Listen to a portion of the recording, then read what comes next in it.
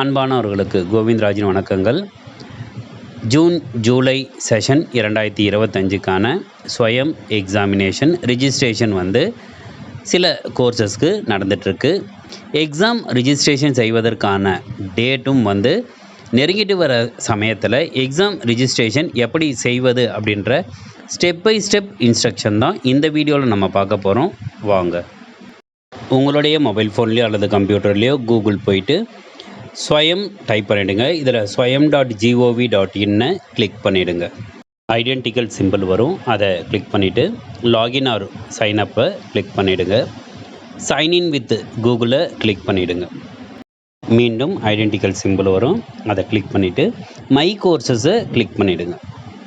இங்கே நீங்கள் எந்தெந்த கோர்ஸை தேர்ந்தெடுத்தீங்களோ அது அப்கமிங் ஆர் ஆன்கோயிங்கில் உங்களுக்கு காமிச்சிட்ருக்கோம். இப்போ நான் பாடி லாங்குவேஜ் கோர்ஸுக்கான எக்ஸாம் ரிஜிஸ்ட்ரேஷன் செய்ய போகிறேன். அதே மாதிரி உங்களுடைய கோர்ஸுக்கான எக்ஸாம் ரிஜிஸ்ட்ரேஷனும் இதே டைப்பில் தான் இருக்கும். இப்போது ஸ்டெப் பை ஸ்டெப்பாக பார்க்கலாம். Click to register for certification எக்ஸாமை கிளிக் பண்ணுங்கள்.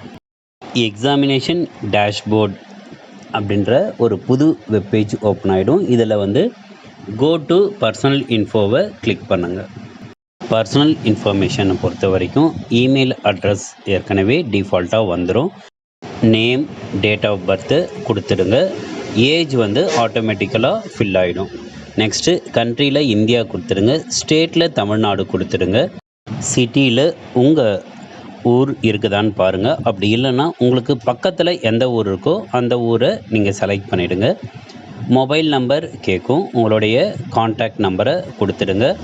ரீஎன்டர் மொபைல் நம்பர்னால் அதே மொபைல் நம்பரை இன்னொரு தடவை நீங்கள் என்டர் பண்ணுங்கள். ஆல்டர்னேட் மொபைல் நம்பரில் வேறு ஒரு நம்பரை நீங்கள் கொடுத்துடுங்க. ஜெண்டர் செலக்ட் பண்ணிவிடுங்க. உங்களுடைய பாஸ்போர்ட் சைஸ் ஃபோட்டோவை 50லேருந்து 150 கேபியில் இருக்கிற மாதிரி செலக்ட் பண்ணிவிட்டு ஃபைல் அப்லோடை கிளிக் பண்ணிவிட்டு எங்கே ஃபைல் இருக்கோ அந்த ஃபைலை நீங்கள் செலக்ட் பண்ணிவிடுங்க. உங்களுக்கு ஃபைல் அப்லோடர்னு வரும். இதே மாதிரி சிக்னேச்சருக்கும் ஐடி ப்ரூஃபுக்கும் நீங்கள் செலக்ட் பண்ணிவிடுங்க. Do you come under SC or ST கேட்டகரின்னு இருக்கும். எஸ் ஆர் நோ இருக்கும். எஸ்ஸாக இருந்தால் நீங்கள் எஸ்ஸை கிளிக் பண்ணிங்கன்னா மறுபடியும் ஃபைல் அப்லோட் பண்ணுறதுக்கான அந்த இடம் வரும். இப்போ சிக்னேச்சர் ஃபோட்டோ எப்படி அப்லோட் பண்ணமோ அந்த மாதிரி இங்கே ஃபைல் அப்லோடை கிளிக் பண்ணிவிட்டு செலக்ட் பண்ணிவிட்டு பண்ணிங்கன்னா ஃபைல் அப்லோடட்னு வரும். இன்கேஸ் நீங்கள் எஸ்சி எஸ்டி கேட்டகரி இல்லைன்னா நோவை கிளிக் பண்ணிவிடுங்க. Review a person with disabilities above 40% இருக்கும். உங்களுக்கு நீங்கள் டிசேபிலிட்டி 40% மேலே இருக்குன்றத சர்டிஃபிகேட் வாங்கியிருந்தீங்கன்னா எஸ்ன்னு கிளிக் பண்ணிவிட்டு அந்த டிசேபிலிட்டி சர்டிஃபிகேட்டை அப்லோட் பண்ணுங்கள். இல்லாதவங்க நோ கொடுத்துடுங்க. வாட்ஸ் யுவர் ரோல்னு கேட்கும். ஸ்டூடெண்ட்டாக இருந்தால் ஸ்டூடெண்ட் கொடுத்துருங்க. ஃபேக்கல்ட்டியாக இருந்தால் ஃபேக்கல்ட்டி நீங்கள் கொடுத்துருங்க. Are you writing the exam in outside India, நீங்கள் வெளிநாட்டில் எக்ஸாம் எழுத போகிறீங்களான்னு கேட்கும். எஸ்ஸாக இருந்தால் அதுக்கான டீட்டெயில்ஸை நீங்கள் ஃபில் பண்ணிவிடுங்க. நோன்றவங்க நோ கிளிக் பண்ணிவிடுங்க. How did you know about these கோர்சஸ்ன்னு கேட்கும். அதில் நிறைய ஆப்ஷன்ஸ் வரும். நீங்கள் காலேஜை செலக்ட் பண்ணிவிடுங்க.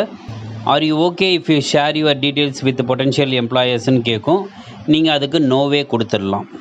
இந்த கோர்ஸ் பண்ணதுக்கான மோட்டிவேஷன் என்னன்றதுக்காக இந்த கோர்ஸ் பண்ணுறீங்கன்னு கேட்கும். அதுக்கு to update myself with knowledge in this ஃபீல்டுன்றதை நீங்கள் செலக்ட் பண்ணிக்கலாம். அதுக்கப்புறம் ஒரு கன்ஃபர்மேஷன் மெசேஜ் வரும். அந்த கன்ஃபர்மேஷன் மெசேஜில் மேலே குறிப்பிட்டவை எல்லாமே உண்மை அப்படின்றதுக்கான சான்று அளிக்கிற மாதிரி இருக்கும். நீங்கள் இது எல்லாத்தையும் படித்து பார்த்துட்டு இந்த பாக்ஸை கிளிக் பண்ணிவிட்டு கீழே இருக்கிற சேவ் அண்ட் கண்டினியூவை கிளிக் பண்ணுங்கள். இந்த சேவ் அண்ட் கண்டினியூ கிளிக் பண்ணுறதுக்கு முன்னாடி நீங்கள் கொடுத்த டீட்டெயில்ஸ் எல்லாமே கரெக்டாக இருக்கான்னு ஒரு தடவைக்கு 2 தடவை செக் பண்ணிவிட்டு கீழே சேவ் அண்ட் கண்டினியூவை கிளிக் பண்ணிவிடுங்க. நான் ஃபேக்கல்ட்டின்னு கொடுத்ததுனால ஃபேக்கல்ட்டி ஸ்பெசிஃபிக் டீட்டெயில்ஸ்னு வருது. நீங்கள் ஸ்டூடெண்ட்டுன்னு கொடுத்தீங்கன்னா ஸ்டூடெண்ட் ஸ்பெசிஃபிக் டீட்டெயில்ஸ்னு வரும். யுவர் காலேஜ் கண்ட்ரி எங்கே இருக்குன்னு கேட்கும். அதே மாதிரி ஸ்டேட்டு, யுவர் காலேஜ் சிட்டி. இந்த காலேஜ் சிட்டியை உங்களுக்கு பக்கத்தில் இருக்கிற சிட்டியை நீங்கள் செலக்ட் பண்ணுங்கள். சப்போஸ் நீங்கள் மெயின் சிட்டிஸில் இருந்தீங்கன்னா அந்த மெயின் சிட்டிஸோட பேர் வரும். சப்போஸ் மெயின் சிட்டி பக்கத்தில் தான் உங்களுடைய காலேஜ் இருக்குன்னா எந்த மெயின் சிட்டி பக்கத்தில் காலேஜ் இருக்கோ அந்த மெயின் சிட்டி நீங்கள் செலக்ட் பண்ணிவிடுங்க. அங்கே பெரும்பாலான பிஎட் காலேஜஸ் அதில் வரல. அந்த மாதிரி சமயத்தில் நெக்ஸ்ட்டு உங்களுடைய காலேஜ் நேம் வரலன்னா கீழே அதர்னு இருக்கும். அதை கிளிக் பண்ணிவிடுங்க. இங்கே காலேஜ் நேமை என்ட்ரு பண்ண சொல்லிவிடும். உங்கள் காலேஜ் நேமை கரெக்டாக என்ட்ரு பண்ணிவிடுங்க. ஏரியாவை பொறுத்தவரை பிஎட்டுக்கான ஆப்ஷன்ஸ் எதுவுமே கொடுக்கல. அதனால் நீங்கள் அதர்ஸை செலக்ட் பண்ணிவிடுங்க. டிபார்ட்மெண்ட்லேயும் பிஎட் எதுவும் கொடுக்காதனால அதரை செலக்ட் பண்ணிவிடுங்க. Can we share your scores with your காலேஜுன்னு கேட்கும். உங்களுக்கு தேவைப்பட்டால் நீங்கள் எஸ் கொடுங்க, இல்லைன்னா நீங்கள் நோ கொடுக்கறது பெட்டர். இங்கேயும் ஒரு கன்ஃபர்மேஷன் மெசேஜ் வரும். இந்த கன்ஃபர்மேஷன் மெசேஜை நீங்கள் படித்து பார்த்துட்டு அந்த பாக்ஸை டிக் பண்ணிவிட்டு மேலே குறிப்பிட்டுள்ள எல்லா டீட்டெயில்ஸும் கரெக்டானு செக் பண்ணிவிட்டு சேவ் அண்ட் கண்டினியூவை கிளிக் பண்ணிவிடுங்க. இப்போது தேர்ட் பேஜான கோர்சஸ்க்கு போயிடும். இங்கே கோர்சஸில் செலக்ட் கோர்ஸ்னு இருக்கும். நீங்கள் கோர்ஸை செலக்ட் பண்ணிவிட்டு எக்ஸாம் டேட்டு அவங்களே கொடுத்துருப்பாங்க, அதை நீங்கள் கிளிக் பண்ணிட்டீங்கன்னா ஆட் கோர்ஸை கிளிக் பண்ணிட்டீங்கன்னா இப்போ உங்களுக்கு எந்த கோர்ஸுக்கான நீங்கள் அப்ளை பண்ண போகிறீங்களோ அந்த கோர்ஸு உங்களுக்கு தெரிஞ்சிடும். செலக்ட் எக்ஸாம் சிட்டிஸை கிளிக் பண்ணுங்கள். செலக்ட் எக்ஸாம் சிட்டின்னு வரும். இதில் பக்கத்தில் இருக்கிற எடிட் ஆப்ஷனை கிளிக் பண்ணுங்கள்.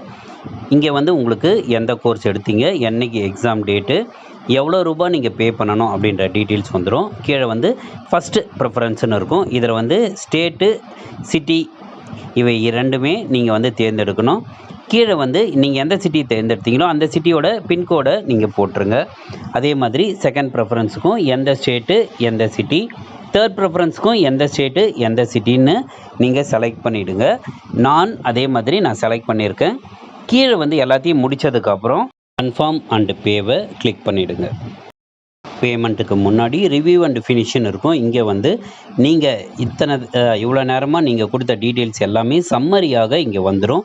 உங்களுக்கு இங்கே வந்து நீங்கள் ஏதாவது கரெக்ஷன்ஸ் பண்ணணுன்னா இங்கே கரெக்ஷன்ஸ் பண்ணிக்கலாம். இங்கே கொடுத்துருக்கிற டீட்டெயில்ஸ் எல்லாமே கரெக்டாக இருக்கான்னு நீங்கள் பார்த்துட்டே வந்துடுங்க. பார்த்து முடித்ததுக்கப்புறம் நீங்கள் எக்ஸாமினேஷன் ஃபீஸ் எவ்வளோ பே பண்ணணுன்றது கூட இங்கே வந்துடும்.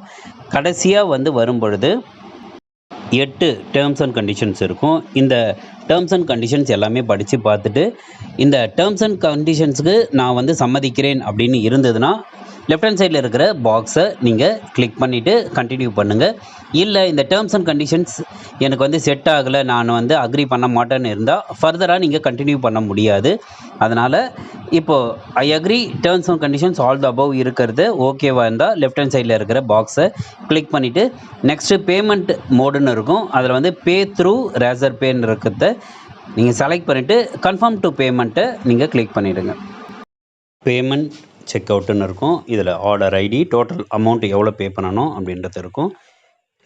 கீழே வந்து பே நவ், கேன்சல் பேமெண்ட்டுன்னு 2 ஆப்ஷன் இருக்கும். நீங்கள் பே நவ் கொடுத்துட்டிங்கன்னா அடுத்தது பேமெண்ட்டுக்கான அந்த ப்ரொசீஜர் ஸ்டார்ட் ஆகிடும். நீங்கள் அங்கே போயிட்டு எந்த ஆப்ஷன் நீங்கள் செலக்ட் பண்ணுறீங்களோ அந்த ஆப்ஷன் செலக்ட் பண்ணிங்க.